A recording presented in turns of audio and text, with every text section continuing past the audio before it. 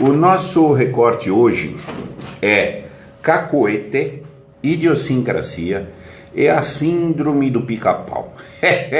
A terrível síndrome do pica-pau. A gente já estudou a síndrome do piu-piu aqui. A síndrome do pica-pau é o outro lado da moeda ruim das síndromes, tá? Então vamos começar. Cacoete, idiosincrasia e síndrome do pica-pau para fechar, tá? Ambas figuras terríveis, viciadas, altamente tóxicas, tá? O que é o cacoete?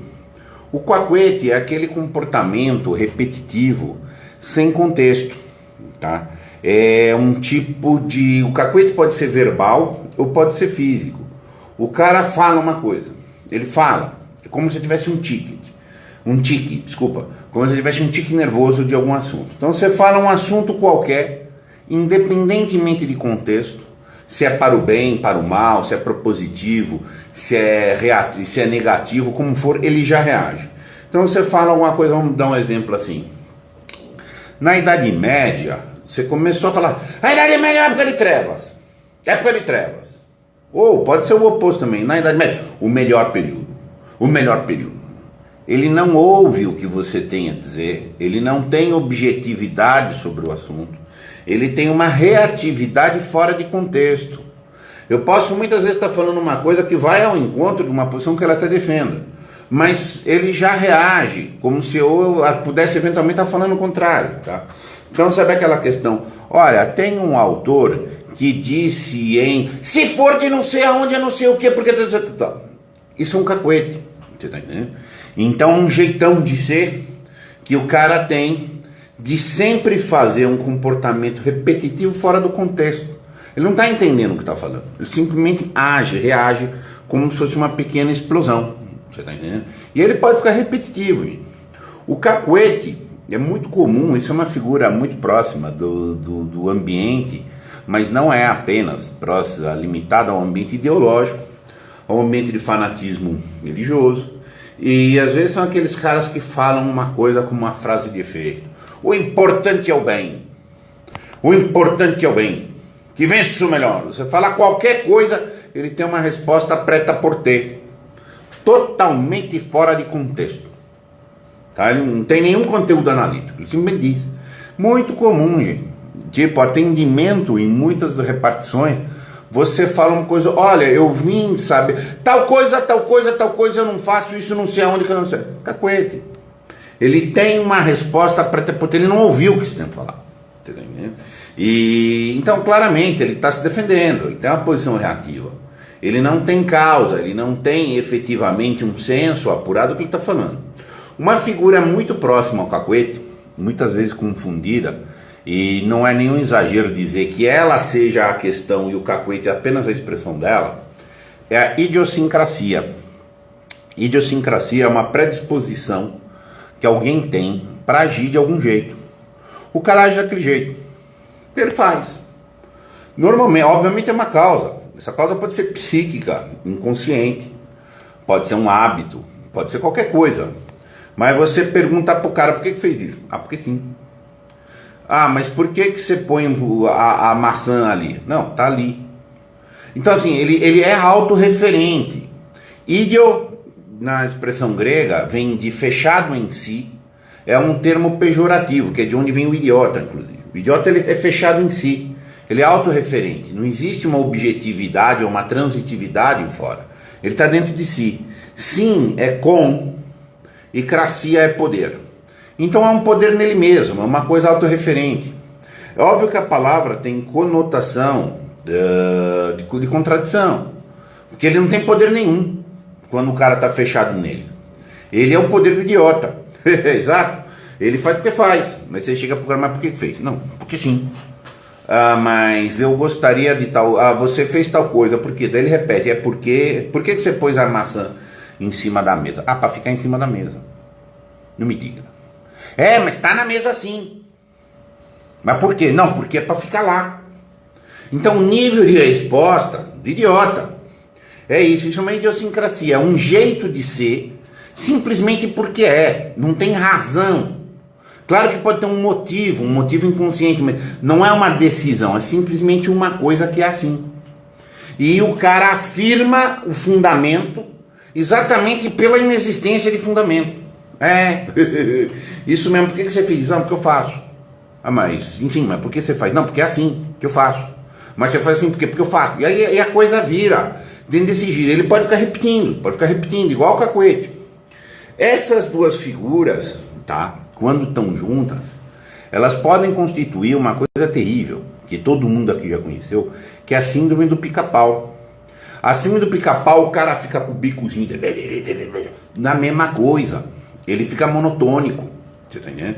E aí o que acontece? Você vai debater com alguém, o cara fala, sei lá, para qualquer assunto. Ele usa um cacuete e uma idiosincrasia para te responder. Você chega e fala, aconteceu tal coisa. Porque é assim e tal, e porque não sei o que. Ok, mas olha, eu estou dizendo. E o cara fica naquela repetição monotônica do assunto. A síndrome do pica-pau é um esquema monotônico, com um bico agudo, batendo como se ele quisesse perfurar o teu cérebro. Tá? Ele não é um cara que cede a argumento, ele não consegue falar sobre a externalidade, tá? Ele simplesmente está fechado. A causa psicológica disso tudo é a causa psicológica do analfabeto funcional. Ele está fechado, embotado, tá? Ele tem um medo de liberdade, porque a liberdade te exige uma abertura, inclusive você eventualmente mude de posição ou não, que você sintetize com outras coisas e você não tenha posição defensiva. Claramente um cara no cacuete, idiosincrasia, síndrome do pica-pau, é uma luta, é uma fuga fingida de luta. Vamos lembrar que o instinto primário de luta e fuga são dois polos, mas assim, ou ele está fugindo ou ele está lutando, mas essa luta do instinto é uma luta escapista. Não é uma luta de bom combate, de síntese. Não, é simplesmente defesa de posição. Então assim no pica-pau é muito comum, gente. E é um erro, é brutal, é estúpido. Para exercê-la vir com uma dimensão da síndrome do pica-pau. Como é estúpido participar da síndrome do pica-pau. Se você tiver numa interlocução que está limitada ao cacuete, à idiosincrasia e ao pica-pauzinho ali, você tem que ir embora. Você necessariamente tem que ir embora, gente. É burrice. A pergunta é quem... Vamos fazer um campeonato de burrice aqui. Quem é mais burro? O cara que fica monotônico naquilo ali, ou o cara que consente ficar ouvindo, tentando debater, gente?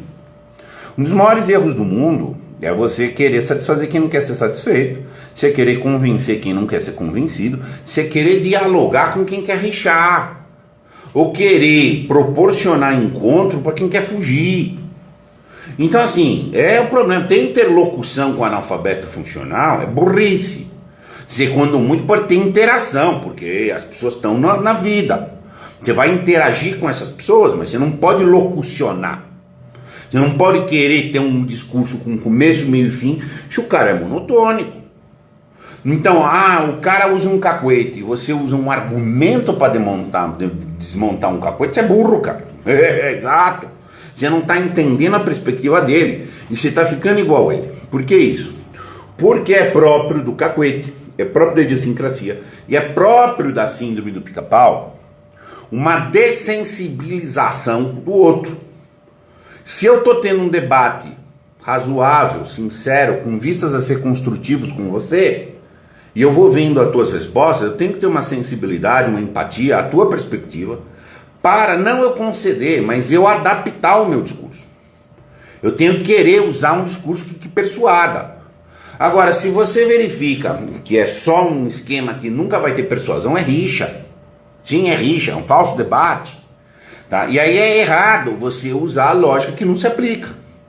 Você só tem que se evadir, cumprimentar, dar um beijo aí na testa, um beijo pra você aí, e vai embora. Mas então, ou senão você fica com aquela com o bico do pica-pau no teu cérebro, gente. Exato. Exatamente isso. Então assim, você tem que ter, não pode ter essa imaturidade de não perceber o desenvolvimento do teu interlocutor. Tá? E aí aplicar uma lógica que não está na questão. Tá?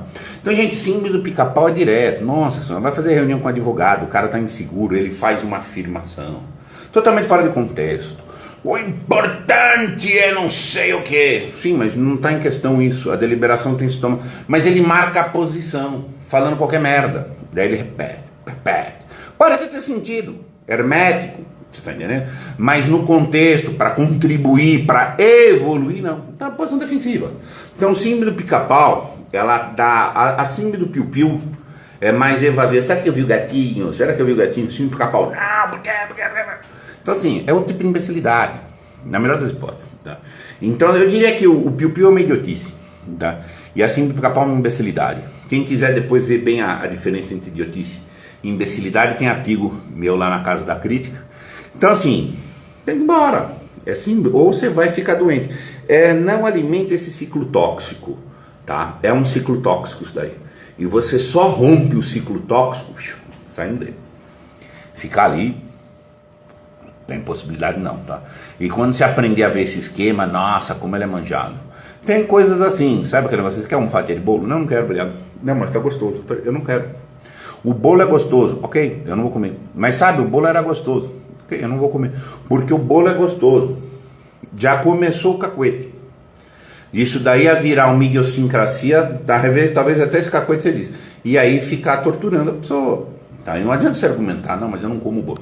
Tem que você manda merda, gente. Tem que falar, manda merda, pega esse bolo, joga fora o bolo, qual é o problema, hein? Aí se você tiver seguro, você instabiliza esse cara, porque ele está num instinto. Você tem que se colocar meta instintivamente e mostrar que você dominou o jogo. E se pôs acima. O cacuete pode ser verbal ou pode ser físico. O cara faz... Ele tem um tipo de reação que é aquela coisa, não diz nada, a não ser que ele está ali tentando dar uma substancialidade ao vácuo. Você está entendendo? Exatamente isso. Aprendemos esse vício de ciclo tóxico para a gente evitar, que é só para analfabeto funcional, gente. Meus caros, um abraço.